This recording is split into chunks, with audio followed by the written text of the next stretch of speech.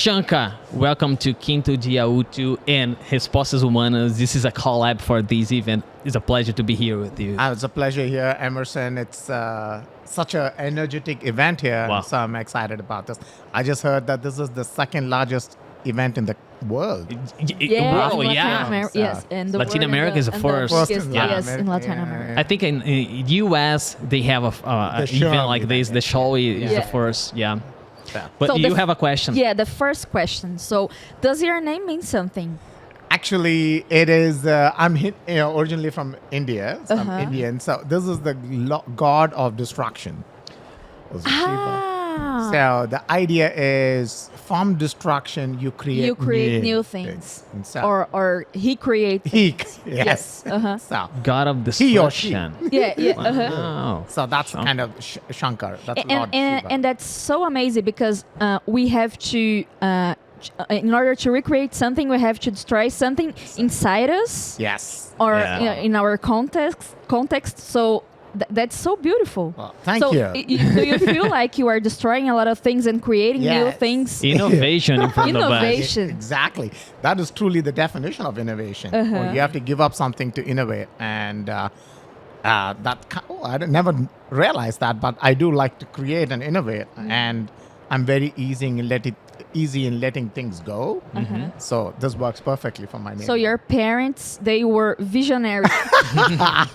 Maybe, but they were also religious. So it's because of the God. Is it because of the religion? Yes, Yeah. it is mostly the religion. yeah. In your culture, who choose the names? Like father, mother, is Oh, family? no, it's actually the aunt. So Aunt. the father's sister Uh-huh. chooses the name. Yeah. Wow. I don't know if that Father's is similar sister. in the Portuguese, No. the Brazilian culture. Wow, it's different. It's very different. Most of the names, there's no meaning right here. This is something that I think is not so good. I have two kids, and Caleb and Benjamin, for example. Nice. They have. I'm not a Jewish, but I know I love this story and all this context. So we choose this name because of this. But most of them, if you ask someone like, why?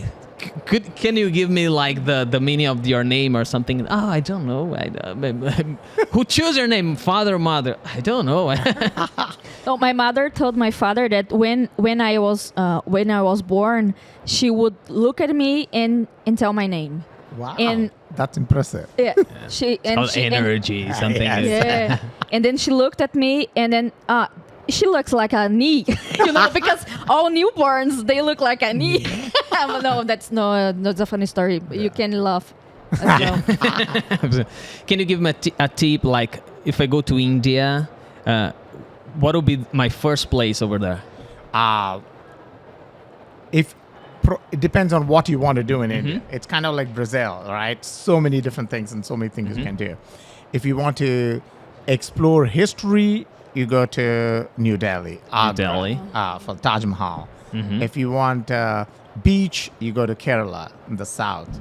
Or if you want excitement, you go to Bombay, which is kind of Mumbai. It's kind of like São Paulo. So That's the São Paulo. energy, Yeah, I don't like São Paulo. Yeah, You know, then you should probably try the it's other a cities. concrete place. Like, I don't know. Like nature, I think is a beach. Is something like that. I like, You will yeah. love Kerala, and Yeah. the beaches are beautiful. Wow. Goa, of course. We have a question like, you are a product evangelistic Yes. at LinkedIn. What does it mean? So, the goal of LinkedIn is to create economic opportunity for every member of the global workforce. There are about 3.6 billion members in the global workforce. 3 billion people who work in the world. And the role my role specifically is to associate what LinkedIn can offer, which is jobs, learning, content, opportunities, products, services, to people who consume this, whether it's a job seeker or a learner or an instructor or a buyer. So as an evangelist, my role is to talk about how we can match those two elements. And that's kind of what I do. And I do this globally. This is, I was telling Ana Claudia, my colleague, this is the 102nd day I'm not sleeping in my bed, so I travel a lot. 100 days out of your bed. Out of it. And that's only half the year. So I have another 100 days to go for the rest of the year. Wow. So that's how much I travel. But that's kind of my role. So evangelizing advocating for LinkedIn's products and services. About the future of LinkedIn, like you have many people over there, so I think all of us here has a profile. so. Yeah, I hope so. If you're not, go ahead and do right now. So, what are the plans you have, like, to the world, to these connections? Because we are talking about AI and all this stuff that are surrounding these. So, what are the plans? So LinkedIn vision, like I said, is to connect people to opportunity. And the vision starts with having all of these members create economic opportunity. But at a granular level, it's being able to understand what somebody wants. It could be a job. It could be they want to build a career. It could be they want to sell a product. They want to build a service.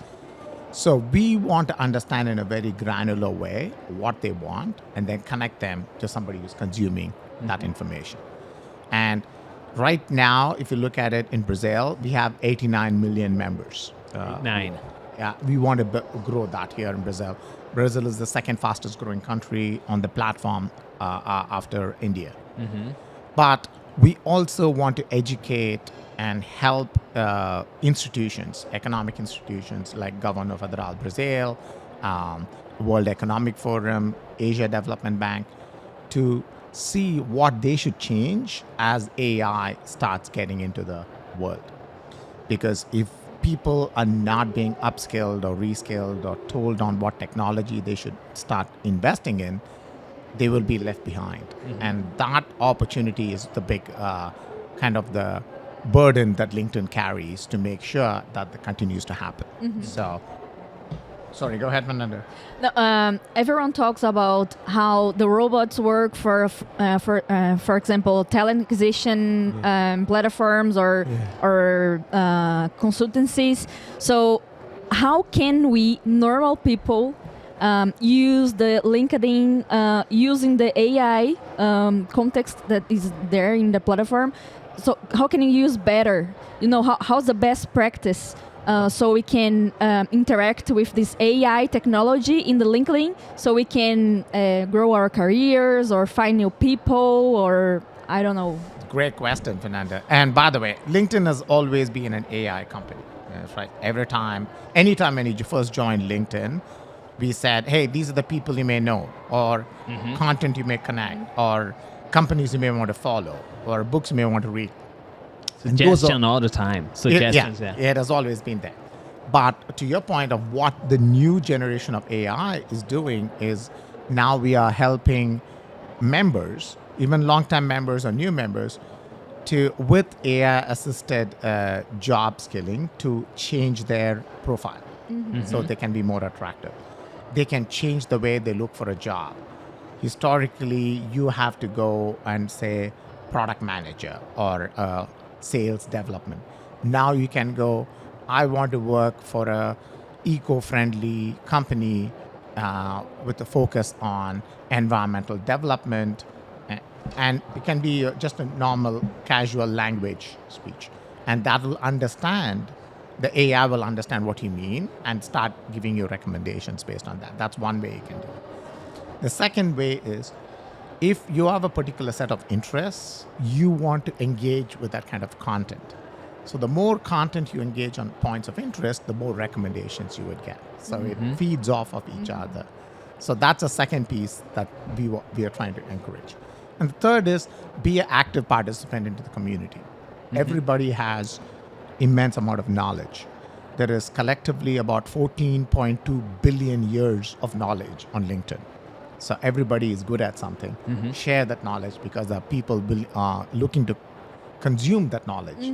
And so that's kind of the big objective we say. Wow. And did the LinkedIn use your LinkedIn to hire you? To hire me? Yes. Yes, they did. 13 years ago. 13 years ago. And I've been at LinkedIn for a long time now. Wow. Dinosaur years. Dinosaur. Yes, LinkedIn used to hire me.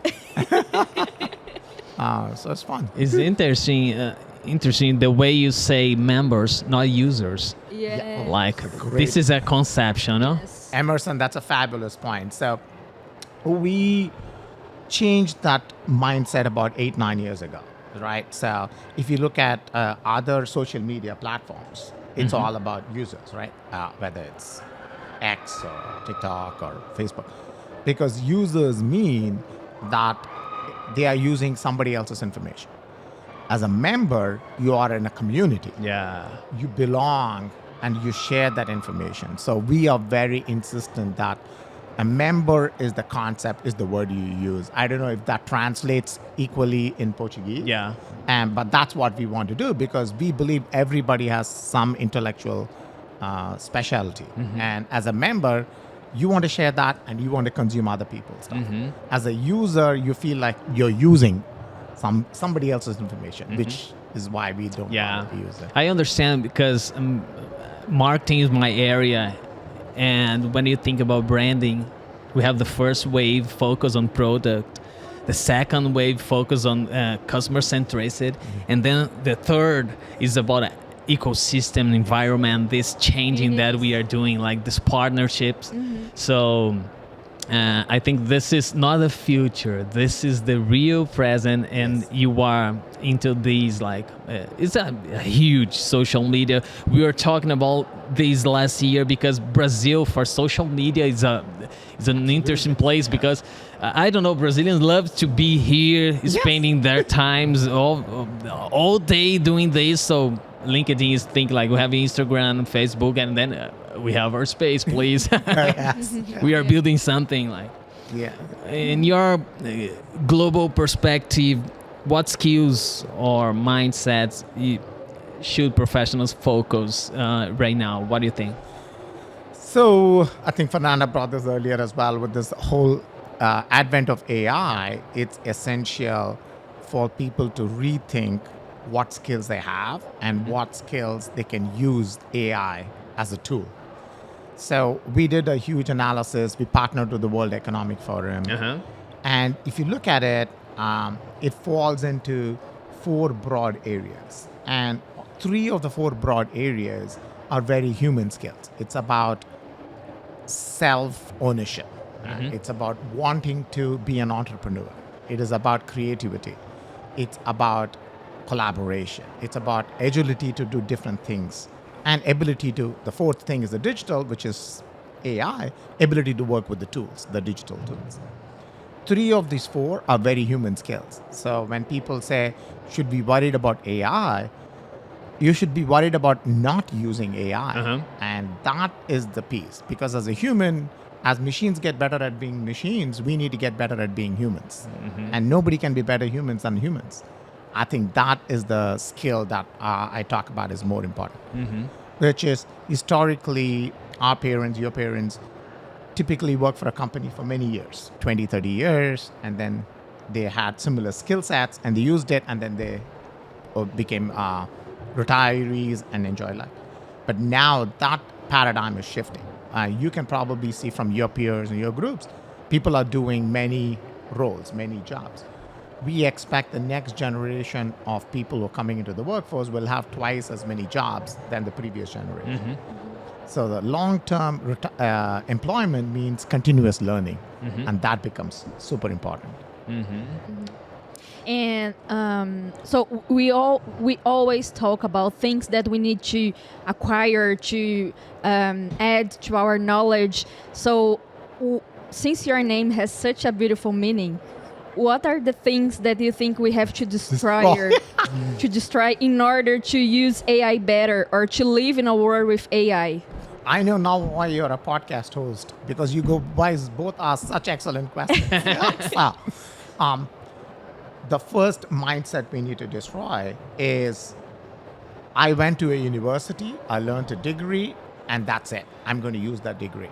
I think that mindset needs to change, because it is going to be continuous change. So Alvin Toffler, I use this in my presentation as well. He was a philosopher who wrote a book called Future Shock in 1970s, 50 years ago. And he said in 21st century, it will not be people who are illiterate, will not be people who can read or write. It'll be people who can learn, unlearn, and relearn. So the relearn piece and the unlearn piece is what the destruction is, which is You need to get away with not just bad habits, but assuming that something you learned 20, 30 years ago is going to keep you constant. The only constant is going to be learning. So what do I need to stop doing is to get this mindset of I've done learning. I went to university, I've done learning. That is not a metric anymore. But do you think we have a dichotomy like we need to learn, but when you see to the crowd, you are not seeing people looking for these. They are just hoping, waiting for the machine like to give me the answer and all this stuff. Do you have a beautiful side of the humanity for the next years in this case, or you are sadly thinking about it? So what is interesting happening is as AI gets better and doing more what we call the drudgery work, the boring work, it becomes more interesting for the humans to do the more of the creative work. Think of it, the left brain. It's just like, how do I get more innovative? How do I get more creative? The machines can only do the work that you ask them to do, but humans have the opportunity to ideate, innovate. I think that will become more and more important. So you can't ask a machine to say, what should I work on next? That is your innovation, your creation, your vision. And you tell the machine, this is my vision. How can I execute? And that is kind of will be the co-creation that will happen. Yeah, I agree with this. Yeah. You know, if you had to had a coffee with someone around the world, but alive. Dead or alive or alive? Yeah, alive, yeah. What would it be? Who will it be? Can I pick only one person? Or, Yeah, or more. I'm curious. Sam Altman and I don't agree on many things. He's the founder of CEO, founder of OpenAI. Sam Altman. Yeah, I don't agree with most of what he says. So I'm curious because I want him to challenge my opinion, and I want to challenge his assumptions on certain things. So it's better to have a dinner, not just a coffee, Oh, because coffee it's is not it's going to be a long It's conversation. going to be a big coffee machine. So, What would be your first question for him? for Sam Altman, I'm going to go. He is very optimistic without in my opinion, he's very optimistic without understanding the societal ramifications of this. So I would want him to flip his thinking to say, have you flipped your thinking into what will happen to a society where AI is now given a free run? Because today, one thing that's concerning, for me at least, is AI doesn't have enough ground rules or boundaries. And so, and companies like OpenAI, in some ways they want it, in some ways they don't want that. So I would want to know what are his perceptions on what will happen if we didn't have those ground rules. So that would be my Well, good. And do you have something? Yes. So that's not the first time you visit Brazil, right? No, this is my fifth time. Yes. And have you ever take something for your family or Yes. from Brazil? What did you take? Brigadeiro. My family. Brigadeiro. That's good. My family loves sweets. We love sweets. And so I went to Paulista Avenue. Paulista Avenue? Osteria It's Paulista. closed, yeah. Yeah. It's closed. And so I literally spent maybe $100, not 100 reais, Wow. $100 worth of everything that they had: sweets, baklava, brigadeiros. Good. So it was so good. Cool. I must be a frequent guest card. Over there, yeah. And last question. Do you have something that you like to share with us that Emerson and Fernanda didn't ask you? I would say usually one of the things I also get asked is if you are talking to somebody who is 8 years old, 9 years old, or just boy. coming into very young, what would their world look like? Because that is more worrisome. For some of us, for me on the other end, not as much. It is like, what is the world going to look like? I would say they need to look at three things. One is they need to understand technology in a fluent way. Just not coding. Coding will still continue to get agentified, etc. But understanding technology, how do you put the technology to use? So fluency. The second thing that they need to understand is to ownership, which is like have the sense of entrepreneurship and sense of agency. So I was with iFood yesterday, and entrepreneurship is one of their core values. As a young company, that's so heartening to see. I think we globally need to cultivate that at a very young age. Have the entrepreneurship to go build something, take the risk to go build something. That's the agency piece. And the last piece is to have the sense of humanity, the sense of collaboration, sense of being able to be the best person and best human you can be. And so I think that would be my... Wow, thank you so much. And Appreciate it. Thank you pleasure so to be much. here with Same you, here. and I hope you enjoy here. I don't know how long you have been here. I'll be here all day, so I'll All definitely day? go visit some clients and some partners here. Okay, thank you. Enjoy Cheers. a lot. And I saw some brigadeiros over there, Oh so my you God. have to I You think, know, yeah. go get them. Goes so well with coffee. If there's any coffee. Thank you. very Thank you so much. Thank you.